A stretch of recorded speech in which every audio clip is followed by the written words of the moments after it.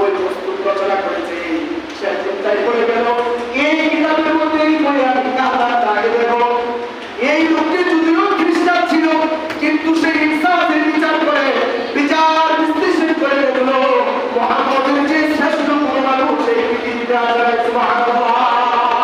সেই জন্য সে ওই 301 মানুষের জীবনের মধ্যে সর্বপ্রথম যার নামটা আছে ওই নামটা হলো মুহাম্মদ সাল্লাল্লাহু আলাইহি ওয়াসাল্লাম।